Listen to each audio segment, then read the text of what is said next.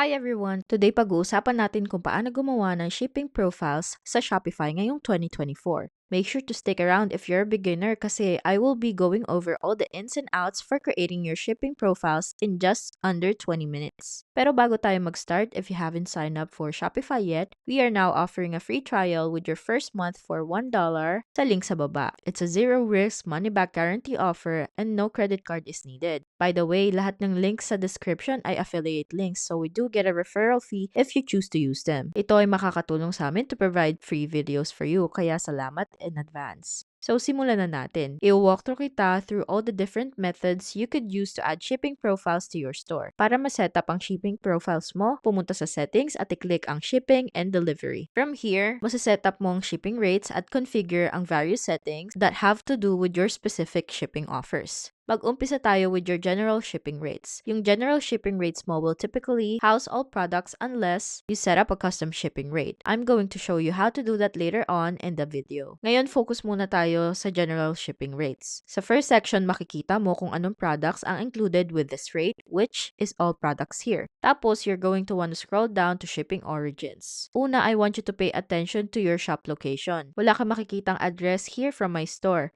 But with your store, you should see a specific address. If that is not where you are shipping from, sige palitan mo yung address and store details. Next, baba tayo sa shipping zones. Ito ang rates na makikita mo when you first set up your Shopify store as it's already implemented. Pero you may not want to use this already pre-built rates as they can be a little confusing for your customer. As you can see, meron two different types of rates that you're offering currently, which are standard and economy. Nagpo-provide ka rin ng free economy shipping for when they spend $50. Para sa video na to, I just wanna go ahead and i-delete lahat ng rates na pre-build ng Shopify sa store ko. Gusto kong gawin mo to for two reasons. First off, gusto ko ipakita that it is possible to go ahead and just delete those rates at gusto ko makita mo paano i-set up ito from scratch. So as you can see, ngayon na deleted na ang different rates, may alert tayo dito that says no rates. Customers in this zone will be unable to complete checkout. Tara, i-click natin ang add rates. And from here, we have two different options. Meron tayong use flat rate option at use carrier or app to calculate rates option. Mag-start tayo using a flat rate, tapos piliin natin ang shipping rates. Pwede tayong mamili from express, standard, economy, o custom. Usually, tumatagal na 3 to 4 days for a product to ship from my location to my customer's home. So, i-click ko yung standard. Ang pagpili ng flat rate over the calculated rate is a personal preference. Kung gusto mo lang mag-set ng standard shipping rate for all of the US, that is possible by proceeding with the flat rate option. So let's say gusto ko ang standard shipping, which takes 3 to 4 business days at gusto kong i-charge ang customers ko in the US a standard $6.99 rate for all the products in my store. Lagay ko lang yung information and click done. Isang option din if you want to use a flat rate for standard shipping times, pero gusto ko mag-charge ng $9 if the weight of my products exceeds 5 pounds. Kaya sa minimum pound weight, ilalagay ko ay 6 pounds. And no maximum weight. Ngayon, if my boxes are weighing 6 pounds or higit pa, the customer will be charged $9. Next, pag-usapan natin ng flat rate option para sa free shipping sa orders over $50. Let's say I'm going to click add rate. I'll continue using the flat rate option, pero under shipping rate, I'm just going to click custom. Papangalanan ko yung shipping rate na free shipping and I'm going to leave the price at 0. I will, however, add a conditional pricing option na based on order price. At ang minimum price ko ay $50. So, kung ang order exceeds $50, we can use a carrier or app to calculate our rates as well if we click on that. Kahit ano pang service na piliin mo, siguraduhin na yun lagi ang gamit mo sa pag-ship as your fees will be calculated based on what you choose. I choose USPS and I choose Ground Advantage, First Class Mail, and Priority Mail Express.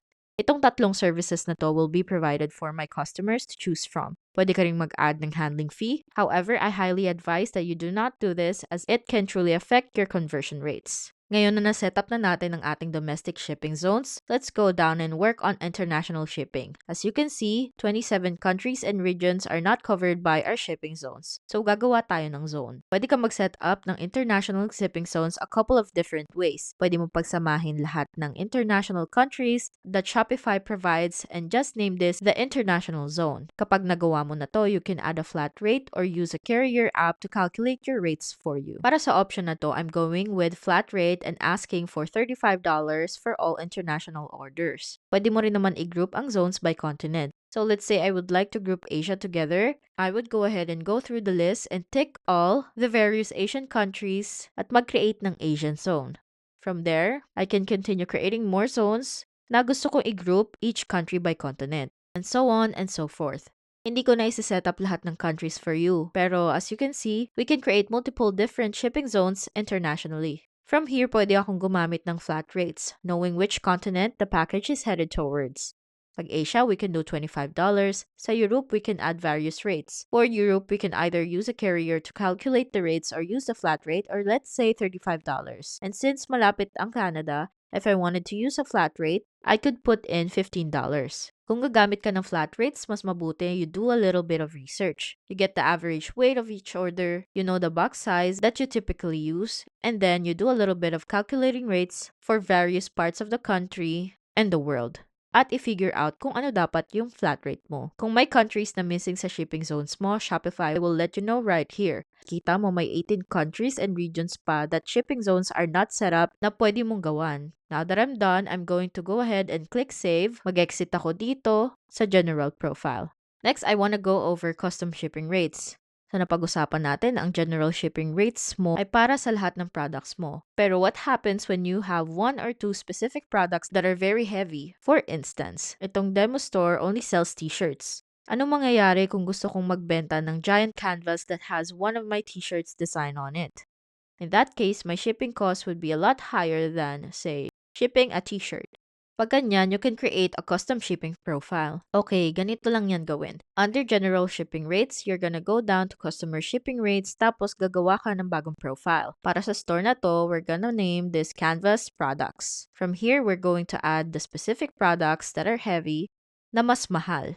Obviously, wala akong canvas dito, kaya we'll go ahead and pretend that this shirt is a canvas. I-double check natin ang ating shipping origins. You're not seeing an address here, pero for your store, you should see an address. Please i-double check ito at siguraduhin nag-ship ka talaga mula sa location na to. If not, you can add your address under store details right here. Ngayon, gagawa tayo ng bagong zone. At kung domestic lang ang shipping ng mga canvases natin, pwede na nating ilagay ang USA. Scroll down natin sa United States, makikita mo kapag kinlik ko ang United States, kasama lahat ng 62 states. Kapag na-create na ang zone, kailangan kong mag-add ng bagong rate. From here, pwede tayong pumili ng flat o calculated rates. Para sa video na to, flat rate ang gagamitin ko. I know that my canvases will be heavy and they will take longer to ship.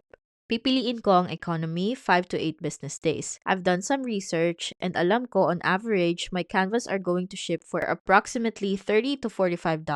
So yung average niyan, ang gagamitin ko ay $35.99 para sa shipping rates ng canvases ko. Kapag okay na, i-click ko na yung save. Ngayon, makikita mo na may two different types of rates. One is for all products that are not in other profiles. Next rate is my custom shipping rates for my canvas products. From there, you can scroll down to expected delivery dates and pwede mong enable one of these two options that will show your customers' delivery dates. Talagang makakatulong ito sa pagtaas ng conversions, kaya recommended ko na gawin mo to.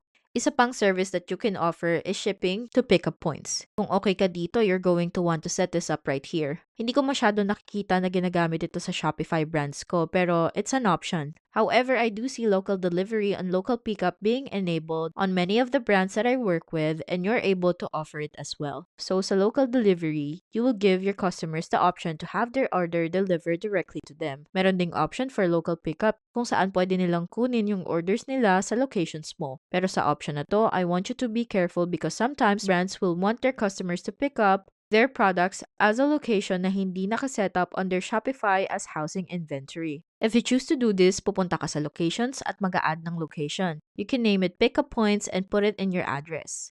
Let's just choose any address we can find here. Kailangan mo yung untick ang fulfill online orders from this location kasi para lang ito sa pickup location and then save. Ngayon, you can go into your shipping and delivery. Dito, pwede mong iset ang yung local pickup para sa specific na address na to. Just make sure pagtapos nyan, you go and assign inventory in your product list for that specific location. And that sometimes will look like this. As you can see, our inventory shows stocked at our shop location. Pero ang pickup point location natin ay hindi nakastock. So you're going to want to stock at this location and save. Next, gusto ko mag-add ka ng package sizing in this section right here. Importante to kasi kapag gumamit ka ng calculated rates sa checkout, gagamitin ng shipping services ang sizes ng boxes in order to calculate those rates. Kailangan accurate to as much as possible. Ayan na, na-setup mo na ang shipping profile mo. Sobrang dali lang, di ba? And it didn't take up too much time. If you haven't set up your Shopify yet, we do have an exclusive offer down below where you can get yourself a 3-day free trial for your first month for just $1. Tsaka check mo na rin yung links ng favorite naming e-commerce tools below. They can definitely help you grow your brand. Kung nagustuhan mo tong video na to and you'd like to see more tutorials, please hit the like and subscribe button below. Thank you and happy shipping!